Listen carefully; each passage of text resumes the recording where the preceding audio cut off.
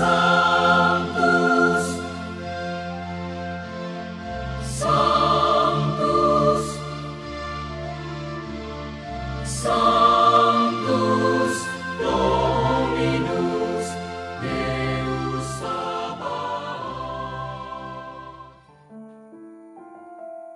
Bapak, Ibu, dan saudara-saudariku yang terkasih dalam Tuhan kita Yesus Kristus, salam sejahtera untuk kita semua.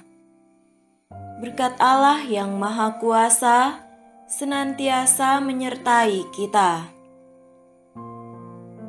Marilah kita mendengarkan dan merenungkan bacaan-bacaan kitab suci hari Senin tanggal 30 Januari tahun 2023. Bacaan pertama dari surat kepada orang Ibrani bab 11 ayat 32 sampai 40. Dan apakah lagi yang harus aku sebut? Sebab aku akan kekurangan waktu apabila aku hendak menceritakan tentang Gideon, Barak, Simson, Yefta, Daud dan Samuel dan para nabi yang karena iman telah menaklukkan kerajaan-kerajaan, mengamalkan kebenaran, memperoleh apa yang dijanjikan, menutup mulut singa-singa, memadamkan api yang dahsyat.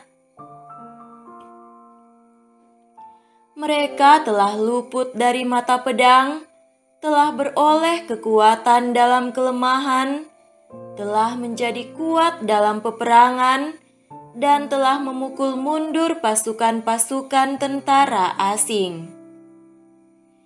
Ibu-ibu telah menerima kembali orang-orangnya yang telah mati, sebab dibangkitkan.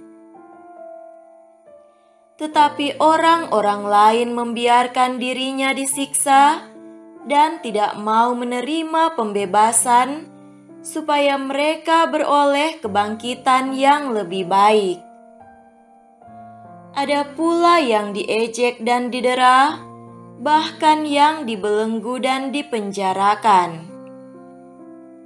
Mereka dilempari, digergaji, dibunuh dengan pedang. Mereka mengembara dengan berpakaian kulit domba dan kulit kambing sambil menderita kekurangan, kesesakan, dan siksaan.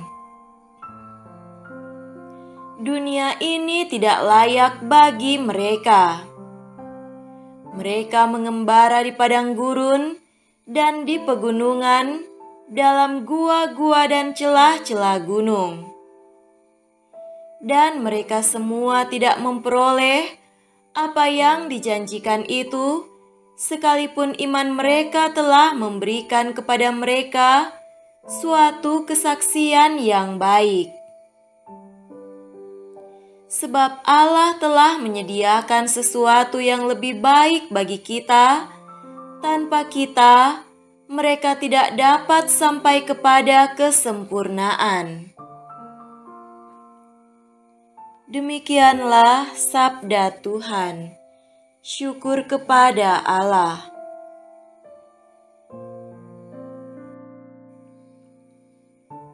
Semoga Tuhan beserta kita sekarang dan selama-lamanya. Inilah Injil suci menurut Markus. Dimuliakanlah Tuhan. Injil Markus bab 5 ayat 1 sampai 20. Lalu sampailah mereka di seberang danau, di daerah orang Gerasa. Baru saja Yesus turun dari perahu, datanglah seorang yang kerasukan roh jahat dari pekuburan menemui dia. Orang itu diam di sana, dan tidak ada seorang pun lagi yang sanggup mengikatnya, sekalipun dengan rantai, karena sudah sering ia dibelenggu dan dirantai, tetapi rantainya diputuskannya dan belenggunya dimusnahkannya, sehingga tidak ada seorang pun yang cukup kuat untuk menjinakkannya.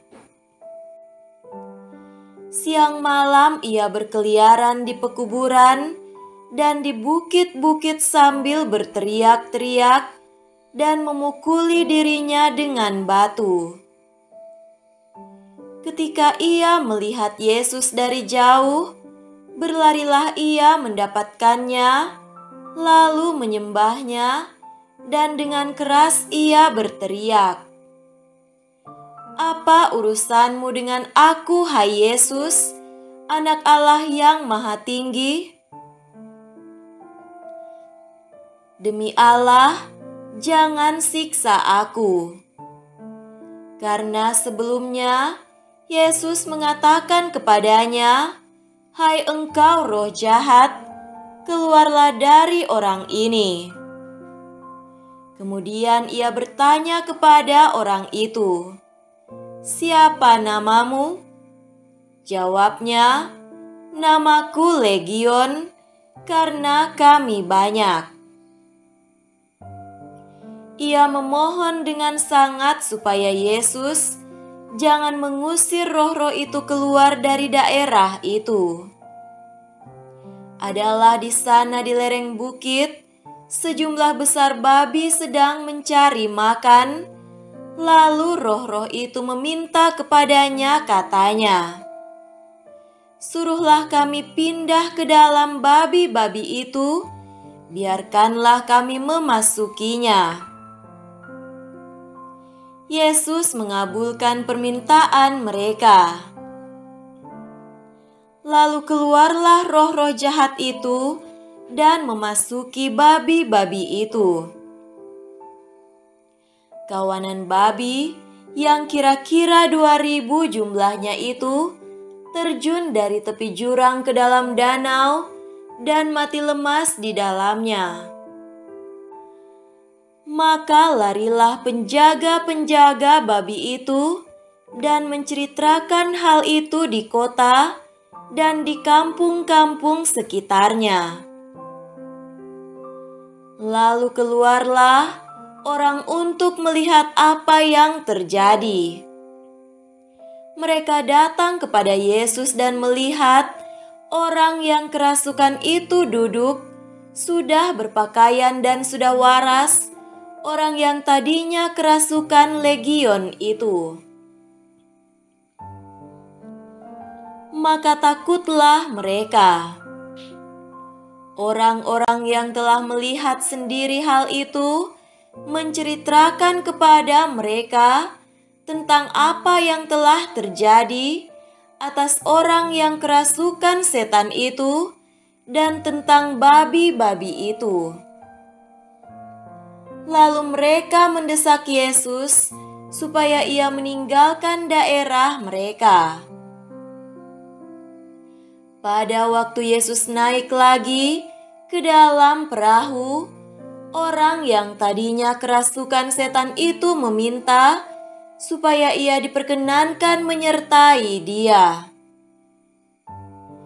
Yesus tidak memperkenankannya, tetapi ia berkata kepada orang itu, "Pulanglah ke rumahmu, kepada orang-orang sekampungmu, dan beritahukanlah kepada mereka segala sesuatu yang telah diperbuat oleh Tuhan atasmu, dan bagaimana Ia telah mengasihani engkau." Orang itu pun pergilah dan mulai memberitakan di daerah Dekapolis segala apa yang telah diperbuat Yesus atas dirinya, dan mereka semua menjadi heran. Demikianlah sabda Tuhan. Terpujilah Kristus.